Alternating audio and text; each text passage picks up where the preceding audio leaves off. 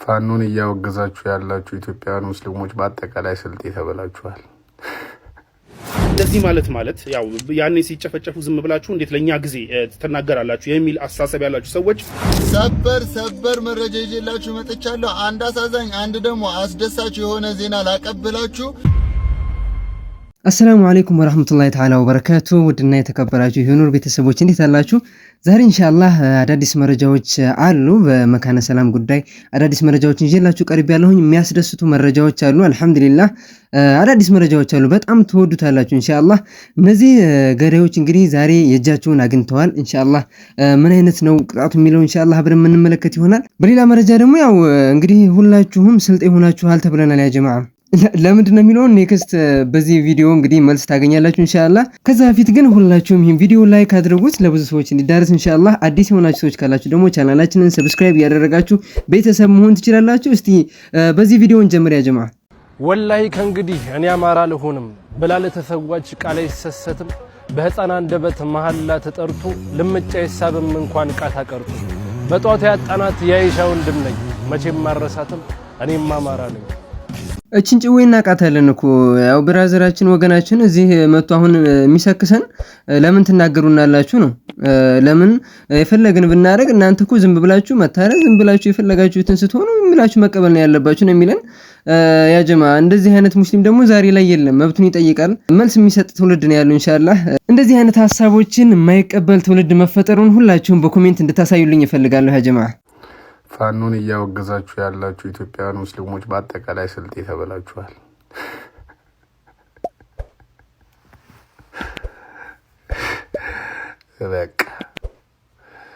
በቃ እንዴት ተስማማላችሁ ወይስ አትስማሙ? ፋኖን ካወገዛችሁ ለምን አማራ አትሆኑም? ለምን ኦሮሞ አትሆኑም? ለምን ሶማሌ አትሆኑም? ለምን አፋር አትሆኑም? ስልጤ ተበላችኋል። ፋኖን የሚቃወም ሁሉ ስልጤ ተብሏል።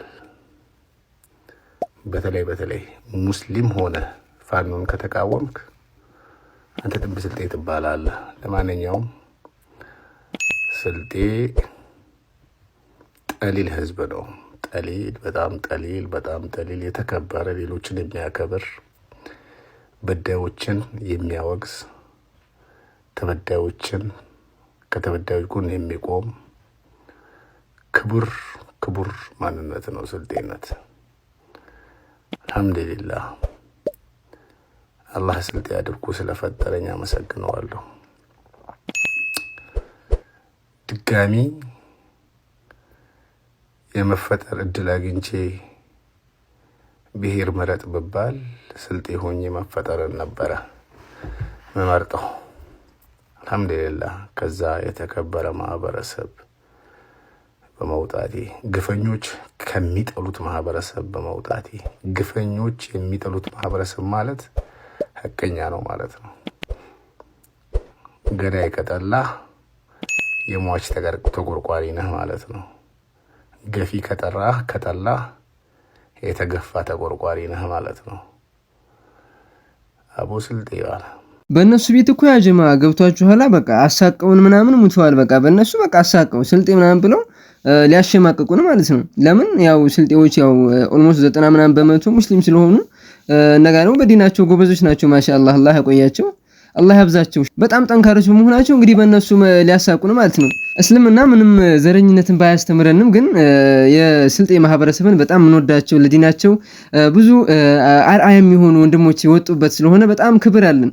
እስኪ አስደሳች መረጃ ያልኳችሁን በቪዲዮ መጀመሪያ ላይ አሁን ነው የማሳያችሁ። ሰበር መረጃ ይዤላችሁ መጥቻለሁ። አንድ አሳዛኝ አንድ ደግሞ አስደሳች የሆነ ዜና ላቀብላችሁ። ያው እንግዲህ ይሄን ዜና ሁሉም ሰው ጋር እንዲደርስ ኮፒ ሊንክ ማድረጋችሁ እንዳይረሳ። ከአስደሳቹ ዜና ሲጀምር ደግሞ ሰሞኑን በጣም በግፍ እየጨፈጨፉ የነበሩ ኃይሎች በመካነ ሰላም የሞቱ የመሻይኾችና የአላህን የሚገዙ ሰዎች በመስጂድ የመረሸን ግፍ ይዟቸው እንግዲህ የመከላከያ ሰራዊት ኃይል እነዛ ኃይሎች ላይ የማያዳግም የሆነ እርምጃ እየወሰደ ይገኛል ማለት ነው። ሀዘን ተቀምጠዋል። እንደምታዩት ማን ሀዘን ተቀምጦ ሊቀር ነው? ማን ይቀራል? ገና ኢንሻአላህ እናጠራዋለን። ሰሞኑ በቃ በዱዓ ነው የምንታኮሰው ነው። እኛ ዱዓ እናድርግ፣ ኢንሻአላህ አላህ ደግሞ የራሱን ሰራዊት ይልካል ማለት ነው።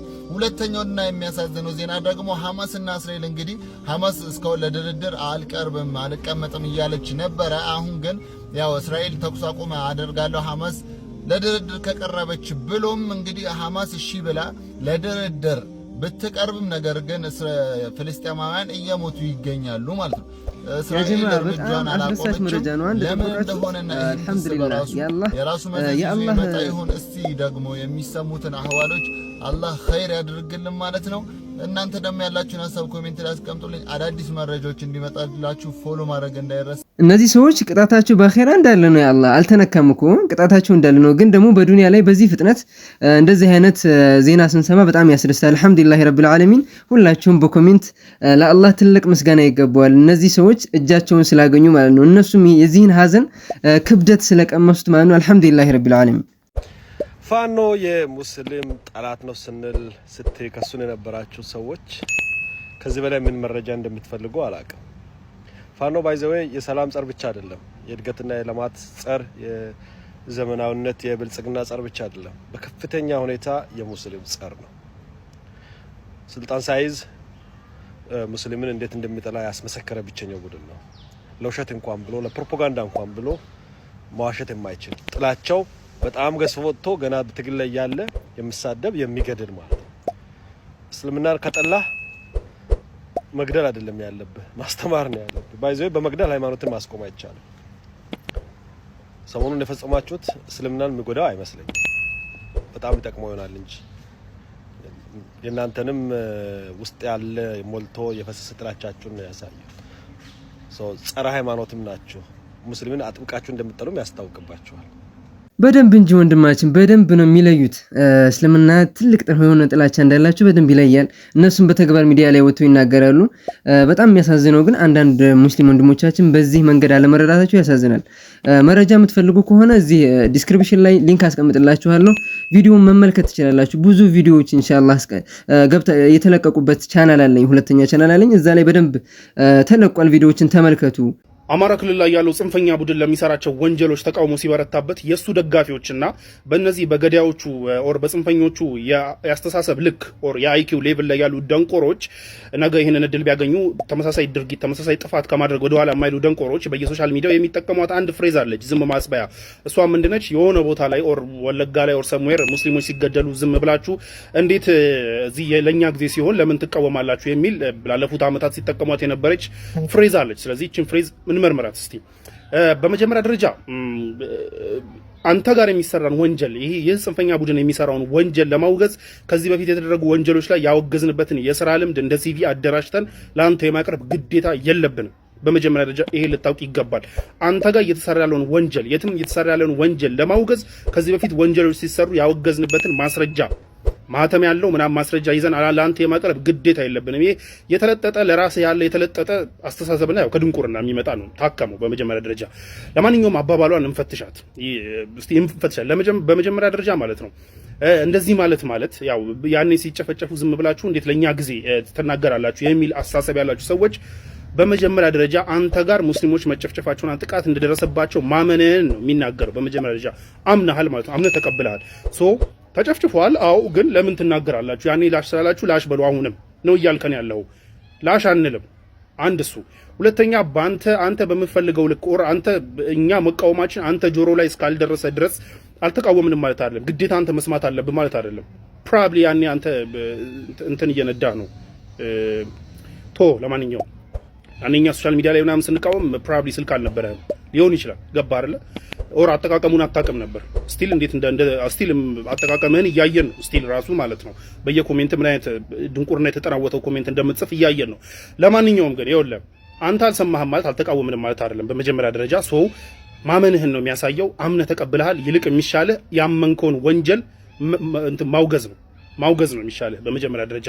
ሁለተኛውና በጣም አደገኛው ደግሞ የዚህ ንግግር ትርጉም ምንድነው? የሙስሊሞችን ነፍስ ከሰው ነፍስነት ሳይሆን ከተራ የፖለቲካ መሸቀጫነት ያለፈ አድርጎ ያለማየት አስተሳሰብ ነው። ይህ ያው ከድንቁርና የሚመነጭ ነው። ይሄም አለ አይደለ ያኔ በቃ ሲጨፈጨፉ ላሽ ስለተባለ ኦር ዝም ስለተባለ ለኔም እድል ሊሰጠኝ ይገባል እንድጨፈጭፍ እኔም እንድጨፈጭፍ እድል ሊሰጠኝ ይገባል ሊናገሩኝ አይገባም ከሚል የመጨረሻ ኋላ ቀር ከሆነ አስተሳሰብ የመጣ ምላሽ ነው ይህ የንግግር ማለት ነው። አለ አይደለ ነጋዴዎች ምናምን ትናንትና ካንተ ሱቅ ጋር ስገዛ በቃ ዝርዝር ስላጣህ መልስ ላሽ ብያለሁ፣ ነገ ደግሞ ከኔ ሱቅ ስገዛ ያው ዝርዝር ስላጣህ ላሽ ልልህ ይገባል አይነት ዝም ብሎ ይሄ ተራ መነገጃ ከመነገጃ የማሰብ እንጂ የሰው ነፍስ አላግባብ ሲጠፋ የትም ይጥፋ የት ከዚህ በፊት የጠፋ ነፍስ ተወገዘም አልተወገዘም ነፍስ ሲጠፋ ማውገዝ ሲገባ ተወገዘም አልተወገዘም ማውገዝ ሲገባ ከተራ የፖለቲካ መሸቀጫነት በቃ ያኔ ላሽ ስለተባለ እኔንም ላሽ በሉኝ ልጨፍጭፍ ከሚል የድንቁርና አስተሳሰብ የሚመነጭ ነው። ስለዚህ ታከመው። ይህ ድንቁርና ነው በመሰረቱ ሴንስ የሚሰጥ እንደ ዝም የሚያስብለን ምናምን ብለን ዝም የሚያስብለን አይደለም ይህ ንግግር ማለት ነው። ስለዚህ ላለፉት ዓመታት ይህ ጽንፈኛ ቡድን በየአቅጣጫው ሙስሊሞች ላይ ጥቃት ሲያደርስ ጥቃት ሲያደርስ አልፎም ጎንደር ላይ አይተናል፣ ሞጣ ላይ አይተናል፣ ዛሬ መካነ ሰላም ላይ አይተናል። መስጂድ ውስጥ ገብቶ ኢማሞችን ሲረሽን ስንናገረው ይህንን ለመጠቀም የምትሞክሩ ሰዎች ድንቁርናችሁን ተውን፣ እዛው ተውን። የተሻለ ፍሬዝ አምጡና የተሻለው ላይ እንወያይበት። ይህ ሴንስ የሚሰጥ አይደለም። አንደኛ ማመናችሁን፣ ሁለተኛ ድንቁርናችሁን፣ ሶስተኛ ለሙስሊሞች ያላችሁን ጥላቻና የሙስሊሞችን ነፍስ ከተራ ፖለቲካ መሸቀጫነት ያለፈ አርጋችሁ እንደማታዩ የሚያሳይ ነው። ይህ ደግሞ ምንድነው ነገ ዕድሉን ብታገኙ እናንተም ይህንን ወንጀል ከመፈጸም ወደ ኋላ አትሉ። ይህን ጽንፈኛ ቡድን ባይ ዘ ዌይ ማለት ነው የጦር ጀት ቢኖረው እስራኤል የምታደርገውን የአየር ላይ ጥቃት ከማድረግ ወደ ኋላ ማይል ጽንፈኛ ቡድን ነው ይህ ቡድን። ነገ ዕድሉን ብታገኙ ይሄንን ከማድረግ ወደ ኋላ እንደማትሉ የሚያሳብቅ ነው ይህ ኮሜንታችሁ። ስለዚህ ድንቁርናችሁን ተው። ለማንኛውም የመካነ ሰላም የእምነት አባቶች ተሰብስበው እንግዲህ ይህንን ጥቃት አውግዘዋል። ሁለቱ ትልልቅ ሃይማኖቶች በተለይ ለረጅም ጊዜ አብሮ የኖሩበትን እንትን ለመናድና ወደ ግጭት ለመንዳት የተደረገ ሙከራ መሆኑና አውግዘዋል። ወንጀለኞቹም ለህግ እንዲቀርቡ ጠይቀዋል። የመካነ ሰላም የሃይማኖት አባቶች ተሰብስበው ወሎ ራሱን ፕሮቴክት ሊያደርግ ይገባል። እሴቱን ፕሮቴክት ሊያደርግ ይገባል።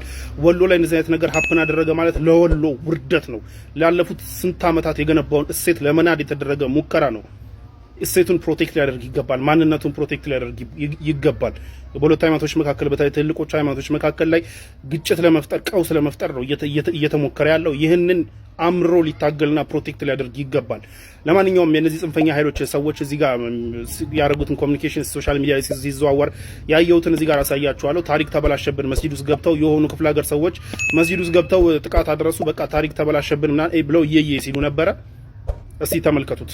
ያው ታሪካችሁ ድሮም የተበላሸ ነው። ለማንኛውም ተመልከቱት።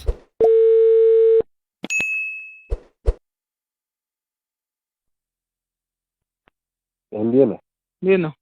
አማን ታድሯል? አለን ሰላም ነው። ምን ነበር ማታ ብልሽት አለ? እናንተው መስጊድ ውስጥ መታዋቸው። መስጊድ ውስጥ እግዚአብሔር የኛ ናቸው? ጎጃሞች ናቸው። ለምንድን? እኔ እንጃ። ቢያንስ የ65-67 ዓመት የሚሆን ሽማግሌ መስኪ ይዞ ነበር ጥበቃ መቱት። ከዛ ውስጥ ላይ ገብተው እንዲወጭ ውስጥ ብዙ ሰው 3 ሰው ነው 4 ሰው እንደው እናገኝ ማርያም ታሪክ ተበላሽቶብኝ።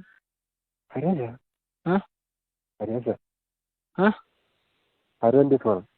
እና አሁን መስጊድ አካባቢ ነበር ያለው። ተቀውጥ ያለ ለቅሶ ነው ያለው። ምን አይነት ነው አንተ? በጣም ተው እና ሊውልሃለ እውነታው ይሄ ነው። እንግዲህ ያለው መረጃ ይሄ ነው። የማታምኑ ሰዎች ካላችሁ አላህ ልቦናችሁን ይክፈተው ነው እንለው። ሌሎች ወንድሞቻችን ግን ያው መግቢያ ላይ ያያችሁት ቪዲዮ ያው የደስታ ቪዲዮ አይታችሁታል። ሰበር ዜናውን አላኩልህ ለዛሬ የተዘጋጁት አዳዲስ መረጃዎች እነዚህ ነበሩ። ሌላም ጊዜ ኢንሻአላህ አዳዲስ መረጃዎችን እለቅላችኋለሁ። ለዛ ግን አዳዲስ መረጃዎች እንዲደርሳችሁ እናንተ ለይህን ቻናል ላይክ እንደዚሁ ደግሞ ሰብስክራይብ ያደረጋችሁ ቤተሰብ መሆን አለባችሁ ማለት ነው ኢንሻአላህ። እስከዛው ግን ኔክስት እስከምንገናኝ ሰላም ሁኑልኝ። ወሰላሙ አለይኩም ወራህመቱላሂ ተዓላ ወበረካቱ።